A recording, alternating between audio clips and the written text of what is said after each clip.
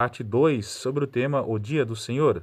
A série a qual vai esse vídeo é a série Vindas de Cristo, tá certo? Continuando falando aqui, né? Agora eu vou estar lendo para vocês Malaquias capítulo 4, versículo 1, 2, que diz: Pois eis que vem o dia e arde como fornalha. Todos os soberbos e todos os que cometem perversidade serão como o restolho, o dia que vem os abrasará, diz o Senhor dos Exércitos, de sorte que não lhes deixará nem raiz, nem ramo. Mas para vós, outro que temeis o meu nome, nascerá o sol da justiça, trazendo salvação nas suas asas. Saireis e saltareis como bezerros saltosos da estrebaria. Olha que interessante, né?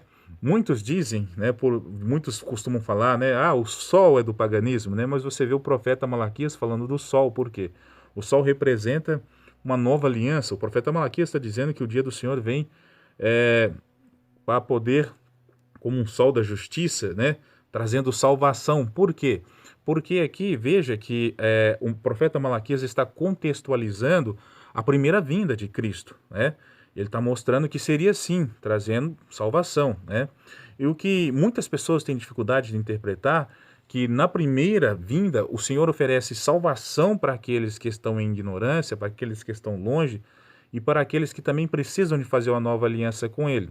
E na sua segunda vinda, que é em aparição e toda a glória, ele também vai trazer a salvação, porque a Bíblia diz que ele nos dará a glorificação, né?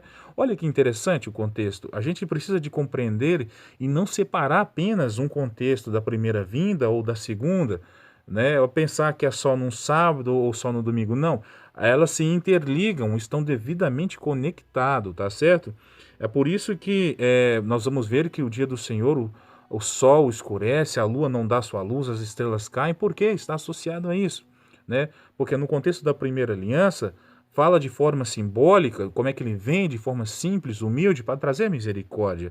Mas na sua segunda vinda, né, que é aí a completude das profecias também da segunda aliança, mostrando que vem de forma física, mostrando que as potências serão abaladas, né?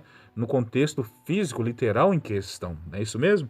Continuando aqui agora, nós vamos para o Novo Testamento mostrar o que diz o apóstolo Pedro, né, ex-judeu, ex-judaísmo, né, aqui, né, e cristão, tá certo? Mostrando que as duas casas de Israel, mostrando então que ex-judeus, que era do judaísmo, passou a ser cristão, por quê? A palavra Cristo é Messias, é ungido, né, creu que Jesus é o Cristo, que Jesus tinha o Espírito de Deus sobre ele, né, que era a imagem expressa de Deus, né? Então, 2 Pedro diz o seguinte, capítulo 3, versículo 7 e 10, diz o seguinte: Ora, os céus que agora existem e a terra pela mesma palavra têm sido entesourados para o fogo, estando reservado para o dia do juízo e a destruição dos homens ímpios. Há todavia uma coisa, amados, que não deveis esquecer, que para o Senhor um dia é como 1000 anos, né? Olha que interessante. E 1000 anos como um dia. Não retarda o Senhor a sua promessa, como alguns a julgam demorada, né? Pelo contrário, ele é longânimo para convosco, não querendo que nenhum pereça, senão que todos cheguem ao arrependimento. Virá, entretanto, como o ladrão o dia do Senhor, no qual os céus passarão com estrepitoso estrondo, e os elementos se desfarão, abrasados também a terra, e as obras que nela existem serão atingidas. Olha que interessante, veja que o apóstolo Pedro mostrando então, né, quando você olha na velha aliança, os profetas da primeira aliança, a profecia deles está devidamente contextualizada para dois momentos, um da primeira vinda, outro da segunda. Aqui Pedro já está dizendo, não, agora esse dia do Senhor que falta a ser a acontecer aqui agora é o baseado na segunda aliança, né? É aquele dia do Senhor mesmo, do retorno da vinda do Senhor, né? Porque o primeiro contexto foi cumprido da primeira aliança. Pedro está explicando isso, né? E Pedro está dizendo uma coisa muito importante, né? Que um dia é como 1000 anos, né? 1000 é como um dia, né?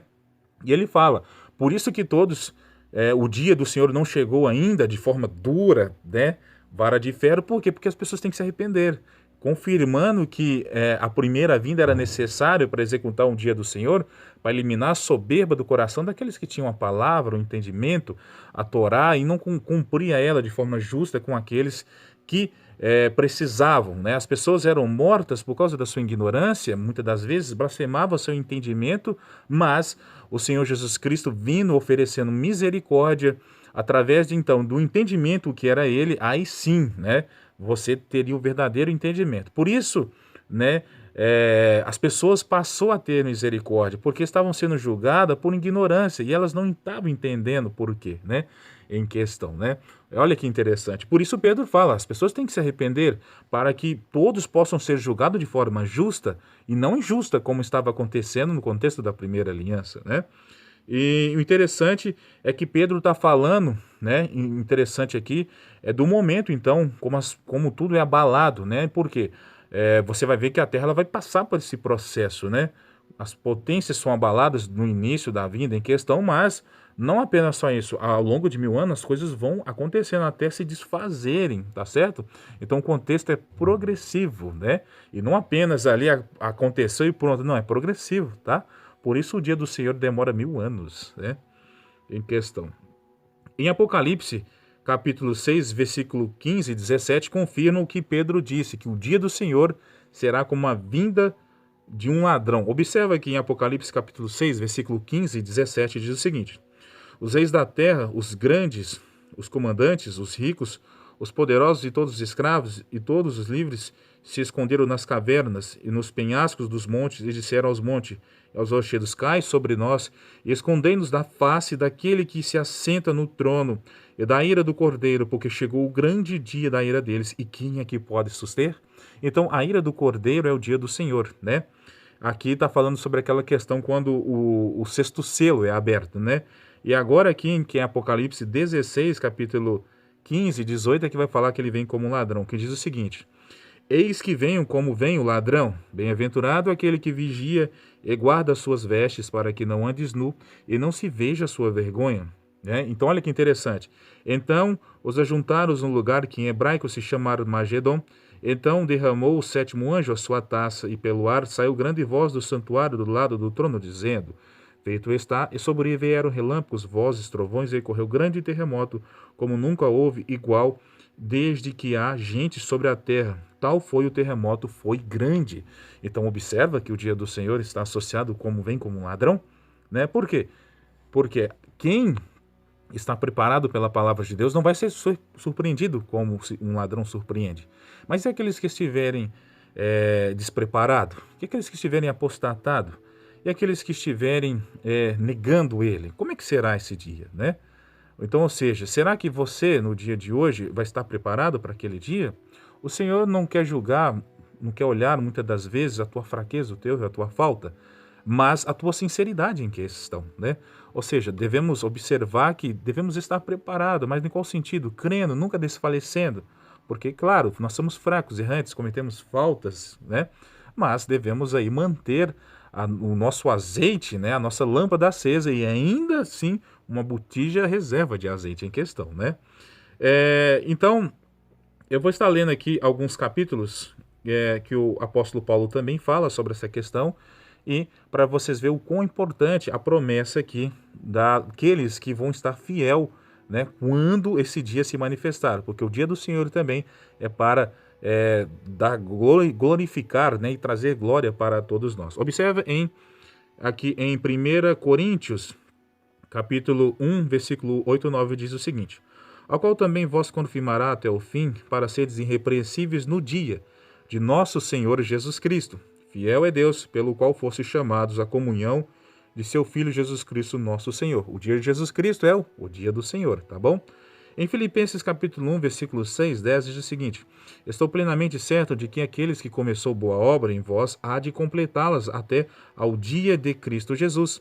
Aliás, é justo que eu assim pense de todos vós, porque vos trago o coração, seja das minhas algemas, seja da defesa e confirmação do Evangelho. Pois todos sois participantes da graça comigo, pois minha testemunha é Deus, da saudade que tenho de todos vós na terra, misericórdia de Cristo Jesus.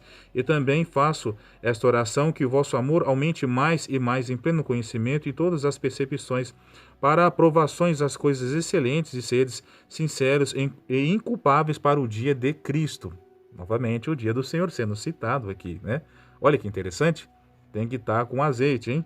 Continuando, em Filipenses capítulo, versículo 2, 15, 16, diz o seguinte: para que vós torneis irrepreensíveis e sinceros, filhos de Deus, inculpáveis no meio de uma geração pervertida e corrupta, na qual resplandeceis como luzeiros do mundo, perseverando a palavra da vida, para que o dia de Cristo eu me glorie de que eu não corri em vão, nem me esforcei inutilmente. Veja a importância de ser uma lâmpada resplandecente com azeite do Espírito de Cristo Jesus, que é o Espírito de Deus, que é o Espírito Santo, né? Um só corpo, um só Senhor, um só Espírito, né? Porventura, nós já não estamos selados com o Espírito de Cristo para a redenção? Nós não somos simbolicamente ali, como diz o Apocalipse, os 144 mil selados com o selo de Deus, que é a marca de Deus? Né? Continuando aqui, para fechar aqui, né? Em 2 Tessalonicenses capítulo 2, versículo 2, 4, diz o seguinte: aqui não vos demovais da vossa mente com facilidade, nem vos perturbeis, que por espírito, quer por palavra, quer por epístola, como se procedesse de nós, supando tenha chegado o dia do Senhor. Né? Por quê? O que estava acontecendo aqui? Muitos estavam dizendo que o dia do Senhor já tinha chegado, de fato, parcialmente, para a primeira vinda. Mas eles estavam fechando o cano profético ali. E Paulo está falando, não, realmente a primeira vinda representa sim um dia do Senhor simbólico para poder repreender os da primeira aliança, mas o dia do Senhor escatológico, aquele a qual todas as nações, as potências serão destruídas, o sistema vai ser destruído, ainda acontecerá. Tá vendo? Então, continuando em questão aqui, ele diz: ninguém de modo vos engane, porque isto não acontecerá sem que primeiro venha a apostasia e seja revelado o homem da iniquidade, o filho da perdição, a qual se opõe e se levanta contra tudo o que se chama Deus, ou é objeto de culto, a ponto de se assentar no santuário de Deus, ostentando-se ser como Deus, se fosse o próprio Deus. Por quê? O que Paulo está falando? Bom, o dia do Senhor não acontecerá sem que antes aconteça a apostasia da igreja a qual o Senhor chamou. Por quê? Quando as pessoas se apostatarem para o secularismo, para o sincretismo, para o judaísmo em questão, e para ou qualquer outro tipo de coisa em questão, isso é uma grande apostasia. Né? Muitos, quando se tornam judaizantes, eles negam Cristo, né? Voltando a fazer aos primeiros rudimentos da primeira aliança. Isso é uma apostasia. Colocando o secularismo dentro da igreja também, fazendo a igreja um negócio financeiro para que possam enriquecer, também é uma apostasia, né? Um sincretismo também, colocando coisas na igreja que eles não estão associados à questão da misericórdia de Cristo, mas só tem o objetivo de exaltar o ego, né? Simplesmente de poder falar assim: faça essa campanha que o Senhor vai fazer isso para você e pronto. Né? Veja como é que as coisas estão, assim, de certa forma, aí que fala então que essa é a grande apostasia, né? Ou seja, quando as pessoas estiverem negando Cristo por meio da fé, né? Quando as pessoas estiverem substituindo Cristo por meio de barganha de muitas outras coisas, quando as pessoas estiverem substituindo Cristo por meio de coisas da vinda dos judaizantes em questão e colocando ali, ou seja, se você não fazer isso como era, assim você não vai ser salvo, você não está agradando, né?